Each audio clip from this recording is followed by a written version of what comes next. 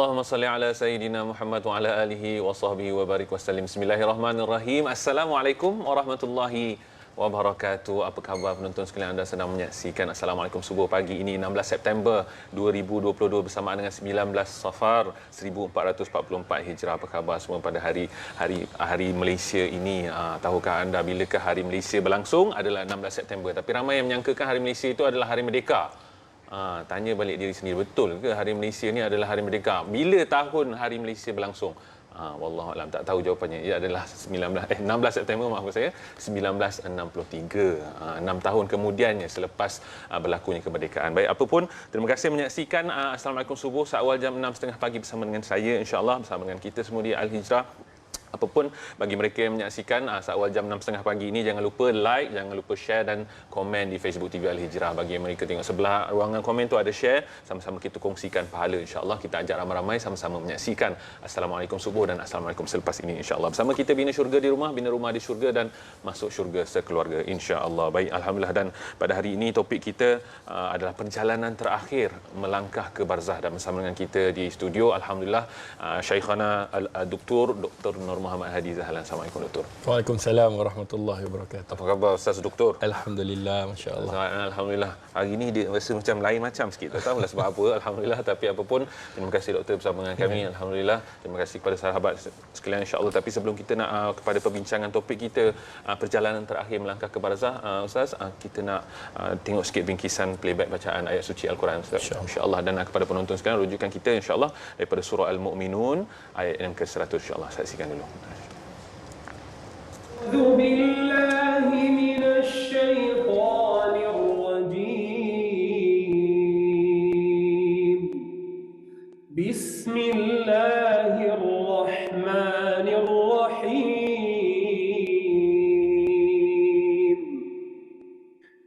لعلي أعمل صالحا فيما تركت كلا إنها كلمة هو قائلها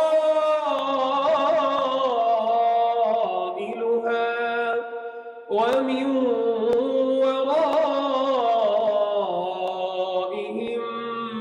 برزخ إلى يوم يبعثون صدق الله العظيم.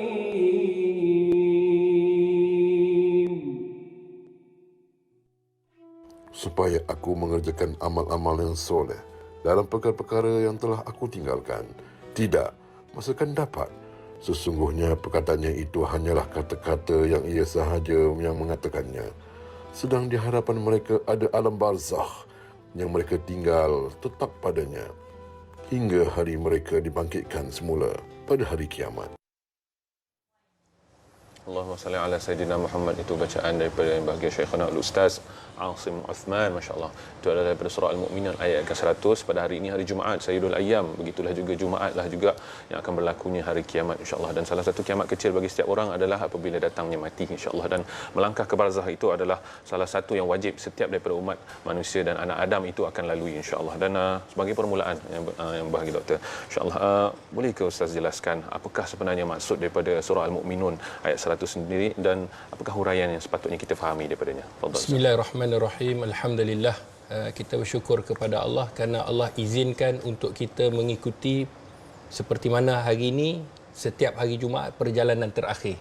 Dan kita bawakan setiap hari Jumaat itu tajuk-tajuk yang berbeza, dan hari ini sampai iaitu apabila kita nak melangkah ke alam barzakh.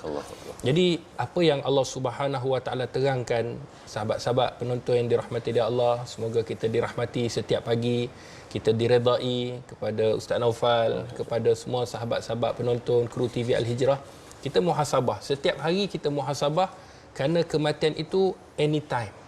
Di mana sahaja kita berada, pada waktu bila pun kita, di mana pun tahap umur kita, maka dia akan menjemput kita. Jadi sahabat-sahabat penonton, apa yang Allah Subhanahu Wa Taala sebutkan di dalam surah Al-Mu'minun ayat yang ke-100, kata Imam Ibn Kathir, seperti mana yang kita tengok tadi dan kita faham tadi, bahawa orang-orang yang tidak beriman kepada Allah, mereka ini minta kepada Allah untuk kembali. Mereka minta kepada Allah Subhanahu Wa Taala untuk kembali ke dunia untuk apa? Melakukan amal soleh.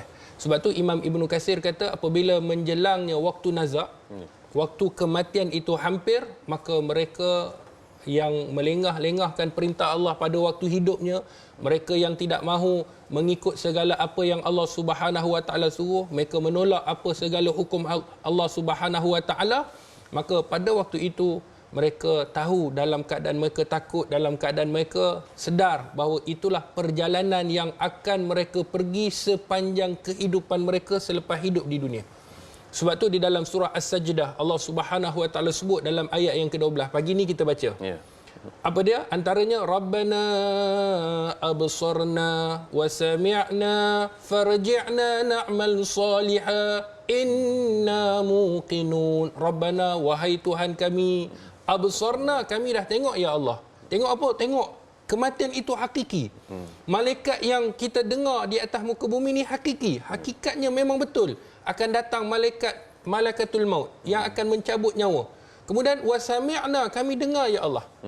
Dah dengar apa? Dengar apa segala perintah yang Allah Subhanahu Wa Taala ceritakan dalam Al-Quran dan mereka nampak sendiri pada hari kiamat nanti.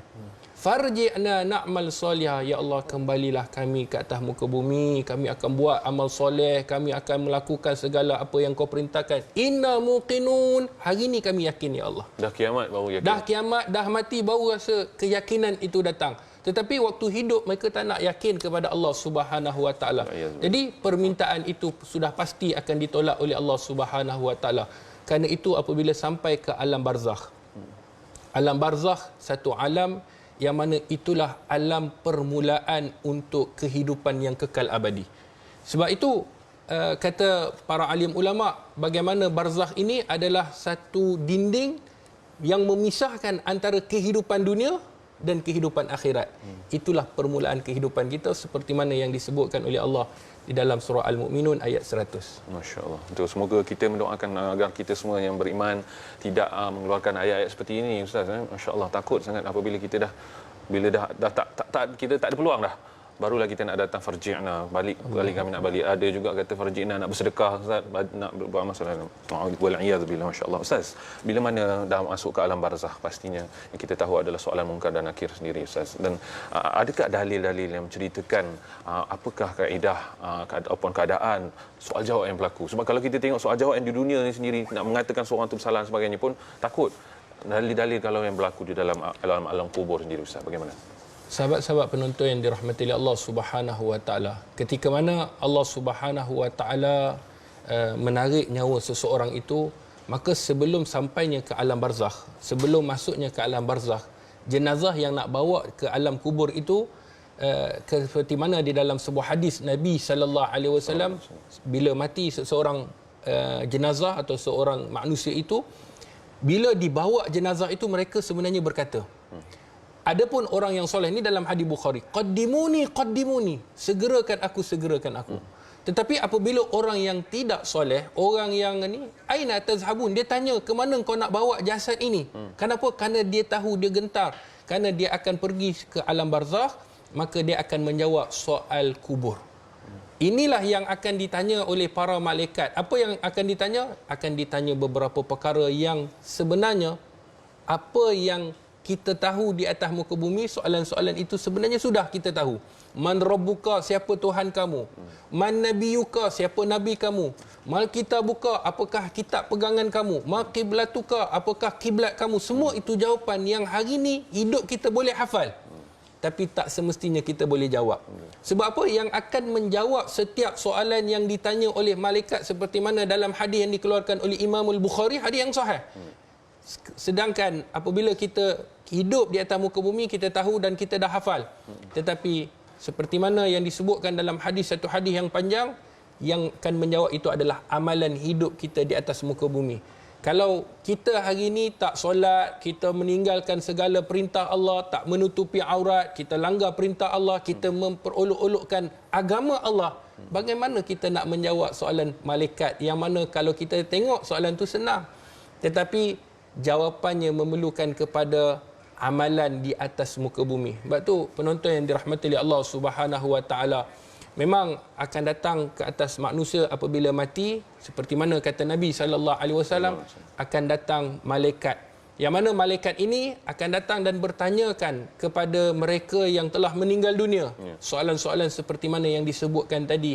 Dan pada waktu itu, kita nak tengok adakah orang yang ditanya itu akan selamat ataupun tidak.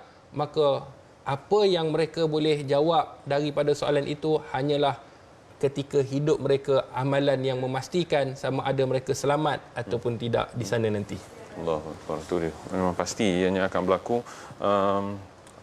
Masya Allah, takutlah Ustaz. Sebab mana kita semua dah hafal lah Ustaz, apa soalan sebagainya, tapi tak pasti tangan kita boleh jawab. Allah. Tak pasti kaki kita bahkan boleh jawab, dan amalan kita sendiri akan menjelaskan apa yang kita dah hafal selama soalan bocor. Masya-Allah, waliyadzubillah. Banyak lagi kita nak tanya, selepas ni kita nak berhenti berehat seketika. Penonton sekalian, insya-Allah akan kembali semula dengan pengurusi Pertubuhan Akademi Al-Bayan ini, insya-Allah selepas ini. Allahumma salli ala sayyidina Muhammad wa ala alihi wasahbihi wa barik wasallim. Salam Jumaat, salam berkat, keberkatan hari Jumaat, insya-Allah. Hari ini topik kita masih lagi menyambung siri-siri perjalanan terakhir, dan topik kita adalah melangkah ke barzah, dan bersama dengan yang bahagia Dr. Nur Muhammad Hadi Zahlan. Doktor tadi, doktor sendiri ceritakan macam mana soalan dalam kubur tu dah bocor, tetapi ramai yang tak boleh jawab. Dan pastinya ada orang juga yang beriman sendiri yang ada tu pun juga mungkin ada yang soalan yang mungkin Ustaz boleh kongsikan lebih lanjut macam mana keadaan seorang mukmin itu ketika berada di dalam kubur, Ustaz. Allahu Akbar. Sahabat-sahabat penonton yang dirahmati oleh Allah, ketika mana matinya seseorang itu, dan yang mati itu adalah orang yang soleh, orang mukmin yang di dunia aja dia melakukan kebaikan, dia melakukan segala tuntutan perintah Allah Subhanahu Wa Taala. Maka di dalam sebuah hadis Nabi sallallahu alaihi wasallam, dalam hadis yang dikeluarkan oleh Imam Al-Bukhari, yang mana kata Nabi sallallahu alaihi wasallam, setiap seorang daripada kamu manakala setelah dia mati, dia akan dilihatkan, dipertontonkan tempat tinggalnya setiap pagi dan setiap petang. Dan sekiranya dia ahli syurga, kata Nabi sallallahu alaihi wasallam, maka dia akan dilapangkan kuburnya. Seperti mana dalam hadis yang lain, hadis yang dikeluarkan oleh Imam At-Tirmizi, akan dilapangkan baginya 70 hasta kali hasta, 70 kali 70. Ada yang bertanya, Ustaz, besar mana? Itu hanyalah gambaran nak mengatakan bahawa kubur itu akan dilapang dengan selapang-lapangnya.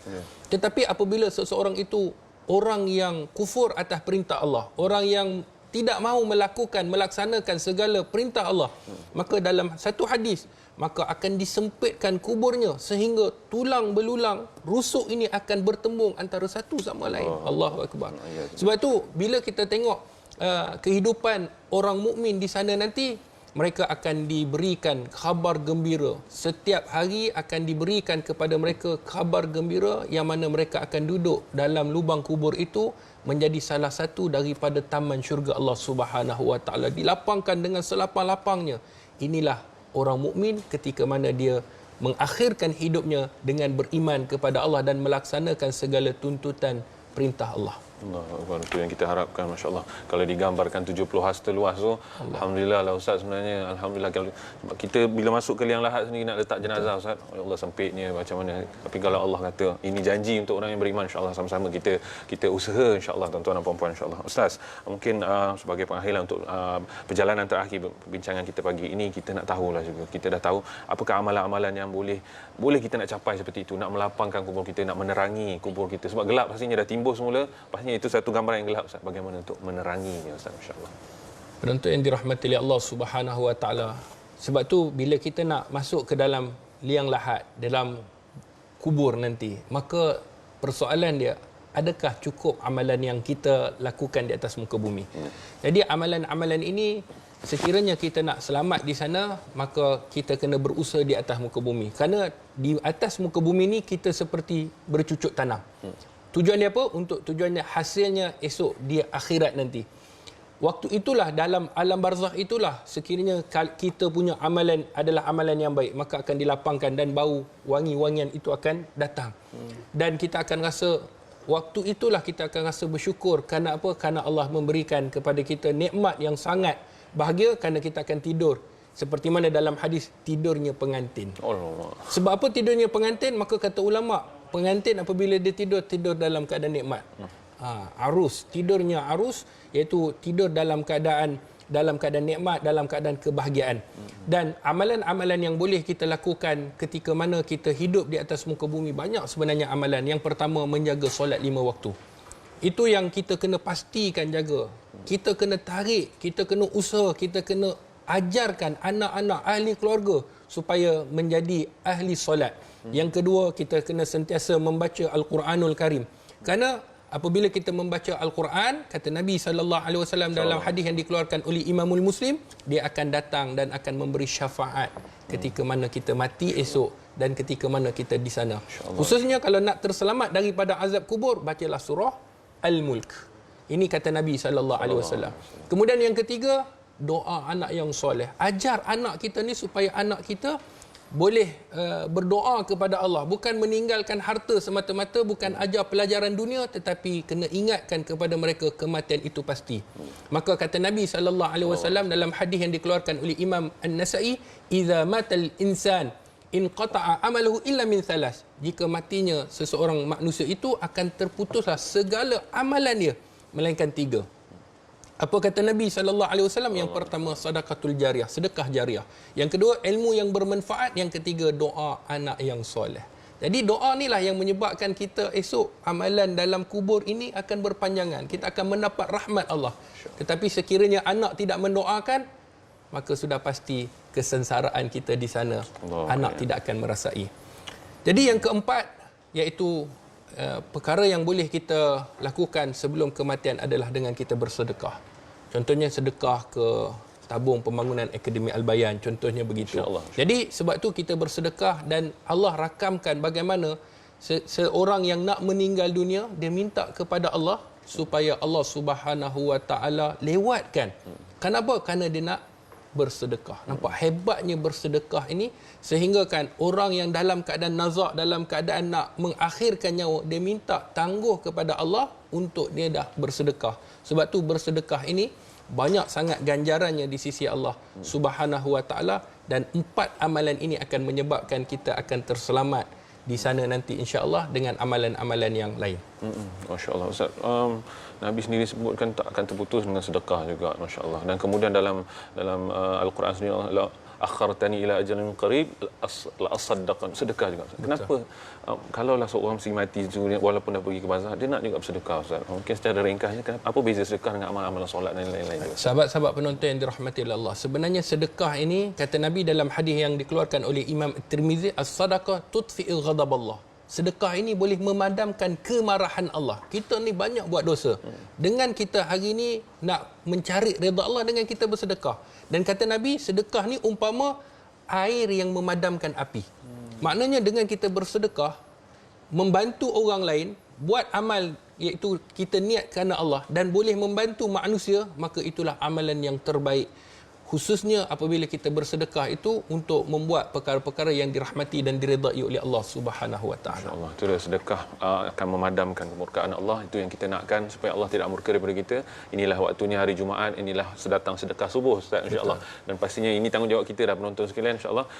Nak tanyalah Ustaz, katanya ada kempen kelas online dan kempen pembinaan Akademi Al-Bayan sendiri. Bagaimana kami sendiri penonton TV Al-Hijrah nak terlibat sama dalam kempen ini dan juga untuk menyumbang kepada Akademi Al-Bayan, Ustaz? Tuan-tuan, puan-puan, dermawan, hartawan yang baik hati, yang sentiasa cakna untuk kebaikan dakwah kita di Malaysia, maka Pertubuhan Akademi Al-Bayan, seperti mana yang kita tahu, kita akan menjaga mu'alaf dan anak-anak mu'alaf sebaik mungkin. Dengan kita membantu agensi-agensi yang sudah ada untuk merancakkan lagi dakwah di Malaysia. Kerana kita nak melahirkan da'i mu'alaf. Sebab itu kita akan melancarkan insya-Allah 1 hari bulan 10 kelas online secara percuma kepada anak-anak mu'alaf. Kalau dia tak mu'alaf pun, kalau dia nak join pun boleh, tidak jadi masalah. Secara percuma, secara online dalam 3 bahasa. Kita ada bahasa Mandarin, kita ada bahasa Tamil dan kita ada bahasa Melayu. Kita akan mengajar dalam fiqh, kita akan ajar sirah, kita akan ajar fardu ain. Dan jangan lepaskan peluang ini. Kalau kita tahu anak-anak mualaf di luar sana, jom daftar secara percuma insya-Allah, secara online. Kelas akan dilakukan setiap hari Sabtu dengan guru-guru yang berkaliber, yang boleh berbahasa dengan bahasa mereka. Jadi sebab itu kita akan membina juga tahfiz dakwah di Pegok Alur Gajah. Jadi kita memohon untuk kita banyakkan sedekah, infak untuk menjayakan misi melahirkan da'i mualaf. Kerana mereka akan berdakwah di jalan Allah. Sebaik-baik amalan adalah berdakwah di jalan Allah. Kita juga mendapat saham akhirat. Sebab apa? Sebab kita memberi sumbangan. Kemudian bukan itu saja. Apabila mereka berdakwah ini, mereka akan berdakwah kepada mereka yang mungkin masih lagi belum memeluk agama Islam. Dan akhirnya sekiranya dengan hidayah Allah, maka Allah pilih insan-insan yang terpilih untuk masuk dalam agama, kita juga mendapat saham akhirat itu. Sebab tu sahabat-sahabat penonton, inilah peluang dan masanya, kerana inilah yang pertama di Malaysia, iaitu kita akan wujudkan tahfiz dakwah anak-anak mu'allaf. Kita nak lahirkan seramai mungkin da'i mu'allaf, dan kita nak melahirkan mereka-mereka yang keluar di jalan Allah dan akhirnya memperbanyakkan umat Muhammad. Inilah aset terpenting umat Islam. Kita gunakan mu'allaf supaya mereka boleh berdakwah di jalan Allah Subhanahu Wa Taala. InsyaAllah, itu wawasannya sangat besar dan pastinya ia tak akan lengkap tanpa sokongan kita semua penonton TV Al-Hijrah. InsyaAllah inilah masanya, waktu subuh ini sedekahnya dilihat oleh Allah dan para malaikat akan sentiasa mendoakan, insyaAllah sama-sama menyumbang kepada Akademi Mu'alaf, insyaAllah. Jazakumullah khairan katsira kepada yang bahagia Ustaz Dr. Nur Hadi Zahlan, insyaAllah. Ustaz, terima kasih, dan kepada penonton sekalian, jangan ke mana-mana. Lepas ni kita akan habis Assalamualaikum semua, tapi kita akan terus sambung ke Assalamualaikum sampai ini jam 7 pagi, insyaAllah. Terima kasih kita ucapkan, insyaAllah. Assalamualaikum subuh melabuhkan tirainya.